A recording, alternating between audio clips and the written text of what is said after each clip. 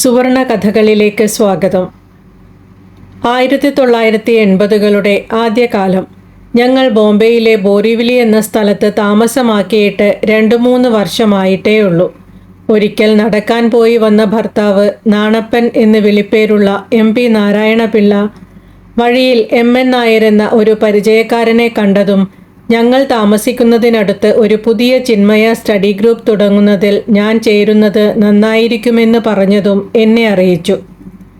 എന്നെ നന്നാക്കാനാണോ, വീട്ടിൽ അല്പം കൂടി സ്വസ്ഥത കിട്ടാനാണോ, അതോ തൻ്റെ നിഴലിൽ നിന്ന് ഞാൻ മാറി നടക്കുന്നതിലൂടെ തനിക്ക് അല്പം കൂടി സ്വാതന്ത്ര്യം കിട്ടുമെന്ന വിചാരം കൊണ്ടാണോ എന്നറിയില്ല, ഞാൻ അതിൽ ചേരുന്നത് എൻ്റെ വ്യക്തി ജീവിതത്തിന് ഗുണകരമാവുമെന്നും ഒരു തവണയെങ്കിലും ഒന്ന് പോയി നോക്കണമെന്നുമൊക്കെ നാണപ്പൻ നിർബന്ധിച്ചു.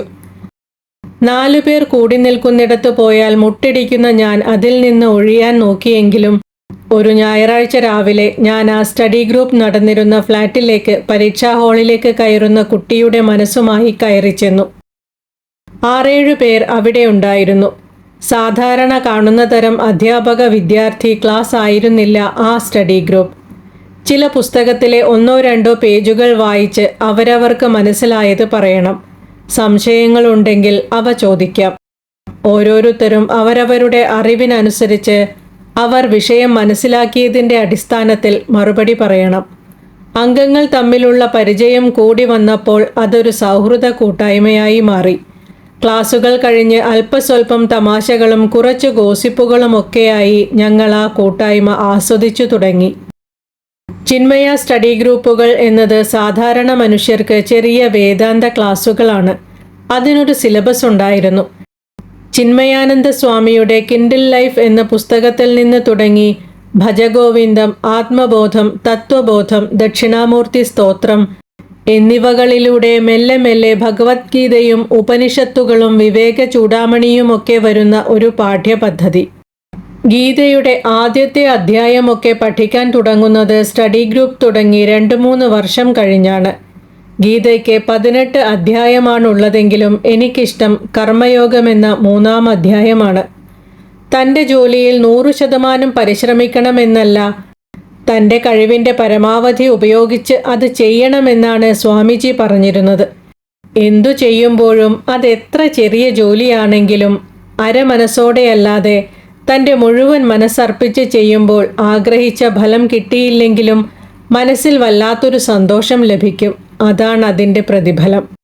മോക്ഷം, നിർവ്വാണം തുടങ്ങിയ വലിയ കാര്യങ്ങളല്ല നിത്യജീവിതത്തിനാവശ്യമായതെന്ന് എനിക്ക് തോന്നിയ ഇത്തരം കാര്യങ്ങളാണ് സ്വാമിജിയുടെ പ്രഭാഷണങ്ങൾ തന്നത്. അക്കാലത്ത് സ്വാമിജിയുടെ ഗീതാ പഠനം അല്ലെങ്കിൽ ഗീതാ പ്രഭാഷണം എന്ന ഗീതാജ്ഞാന യജ്ഞങ്ങൾ ബോംബെയിൽ പലയിടത്തും നടന്നിരുന്നു. എങ്ങനെയെങ്കിലും അവിടെയൊക്കെ എത്താൻ ഞാൻ ശ്രമിച്ചിരുന്നു. ഒരു ദീപാവലിക്കാലത്ത് അന്ധേരിയിലായിരുന്നു അന്നത്തെ ഗീതായജ്ഞം. ദീപാവലി സമയം ബോംബെയിലെ ഉത്സവകാലമാണ്. ഓഫീസുകളിൽ താരതമ്യേന ജോലിക്കുറവ്, ദീപാവലി ബോണസ്, അങ്ങനെ എല്ലാം കൊണ്ടും എല്ലാവർക്കും സന്തോഷം. ദീപാവലി ആഴ്ചയിൽ ഞാൻ ജോലി ചെയ്തിരുന്ന ഇക്കോണമി ആൻഡ് പൊളിറ്റിക്കൽ വീക്ക്ലി ലക്കം ഇല്ല. അതുകൊണ്ട് കുറച്ചു നേരത്തെ ഓഫീസിൽ നിന്നിറങ്ങി നേരെ പ്രഭാഷണ മൈതാനത്തെത്താറായിരുന്നു പതിവ്. അതിനിടയ്ക്കുള്ള ഒരു ഞായറാഴ്ച ഓഫീസില്ലാത്തതുകൊണ്ട് വീട്ടിൽ നിന്ന് പോകാൻ തയ്യാറായി നിൽക്കുമ്പോഴാണ് നാണപ്പൻ്റെ അനിയത്തി ശാന്ത ചേച്ചിയും ഭർത്താവ് ആനന്ദൻ ചേട്ടനും വീട്ടിൽ വന്നത്. ശാന്ത ചേച്ചി അതുവരെ സ്വാമിജിയുടെ പ്രഭാഷണങ്ങൾ കേട്ടിട്ടില്ലെന്നും അവരും എനിക്കൊപ്പം വരുന്നുണ്ടെന്നും പറഞ്ഞു. സാധാരണ ബോംബെ സബർബൻ വണ്ടികളിൽ കാലുകുത്താനിടമില്ലാത്തത്ര തിരക്കുണ്ടാവും.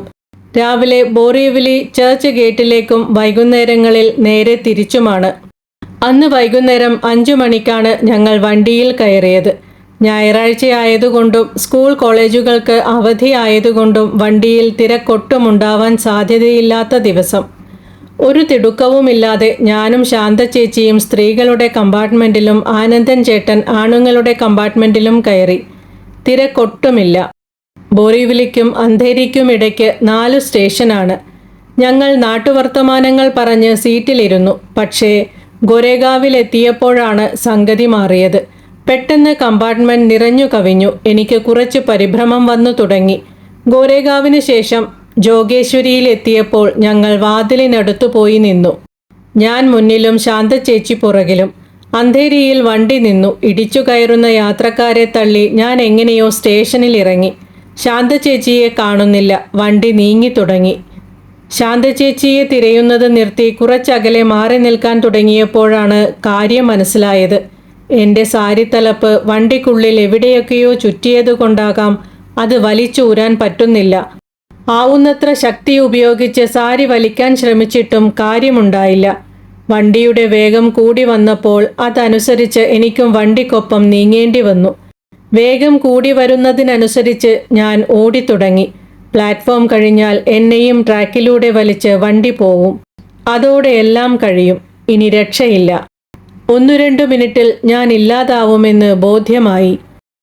അപ്പോഴാണ് എന്നെപ്പോലും അമ്പരിപ്പിച്ച് എൻ്റെ മനസ്സ് പരിഭ്രമവും ആകുലതകളുമൊക്കെ വിട്ട് ഒരു പരമശാന്തമായ അവസ്ഥയിലായത്. മക്കളുടെ മുഖം പോലും മനസ്സിലേക്ക് വന്നില്ല. എനിക്കൊന്നും ഇവിടെ ചെയ്യാനില്ല, വരുന്നത് നേരിടാനേ പറ്റൂ എന്ന തോന്നലിലാവാം മനസ്സ് അത്തരമൊരവസ്ഥയിലേക്കെത്തി. പ്ലാറ്റ്ഫോമിൻ്റെ ഏതാണ്ട് അവസാനം എത്തിക്കഴിഞ്ഞു. വണ്ടി അപ്പോൾ പെട്ടെന്ന് നിന്നു. ഞാൻ പ്ലാറ്റ്ഫോമിൽ കൈകുത്തി വീണു. ഒട്ടും പ്രതീക്ഷിക്കാത്ത വീഴ്ച. മരിച്ചിട്ടില്ല എന്ന അറിവ്. കൈകാൽ കുത്തിയിരുന്ന് ഞാൻ നോക്കിയപ്പോൾ എൻ്റെ ചുറ്റിലും കുറേ പേർ. അവരെ വകഞ്ഞുമാറ്റി മുന്നോട്ടു പോകുന്ന ഒരു പോലീസുകാരൻ. അവിടെ നിന്നവർ എന്നെ എഴുന്നേൽപ്പിച്ചു. എന്തോ കഴിച്ചുകൊണ്ടിരുന്ന പോലീസുകാരൻ വണ്ടിക്കൊപ്പം ഓടുന്ന എൻ്റെ അപകടസ്ഥിതി കണ്ട് ഓടിയെത്തി സാരി വലിച്ചു. ആ ശക്തിയിൽ ഞാൻ കൈയും മുട്ടും കുത്തി വീണതുമൊക്കെ ആൾക്കാർ പറയുന്നത് കേട്ടിരിക്കെയല്ലാതെ കുറേ നേരം എന്ത് ചെയ്യണമെന്നറിയാത്ത അവസ്ഥയിലായിരുന്നു ഞാൻ. ഒരു നന്ദി വാക്കെങ്കിലും പറയാൻ അവസരം തരാതെ പോലീസുകാരൻ അപ്പോഴേക്കും നടന്നു നീങ്ങിയിരുന്നു. ഞാനപ്പോൾ എൻ്റെ അച്ഛനെയാണ് ഓർത്തത്. ഗുരുവായൂരപ്പൻ അച്ഛന് പല രീതിയിൽ പ്രത്യക്ഷപ്പെട്ടിട്ടുണ്ട് എന്നാണ് അച്ഛൻ വിശ്വസിച്ചിരുന്നത്. ഒരിക്കൽ ഒരു മിന്നൽ ബസ് സമരത്തിൽ കോട്ടക്കൽ ആര്യവൈദ്യശാലയുടെ വാനായി അച്ഛൻ്റെ മുൻപിലെത്തി അച്ഛനെ എത്തേണ്ടിടത്ത് എത്തിച്ചത്രേ. അച്ഛനെ കളിയാക്കാൻ കാത്തുനിൽക്കുന്ന ഞങ്ങൾ അതിനുശേഷം അച്ഛൻ്റെ ആര്യവൈദ്യശാല വാൻ ഡ്രൈവർ അവതാരത്തെ പറഞ്ഞ് ചിരിച്ചിരുന്നു.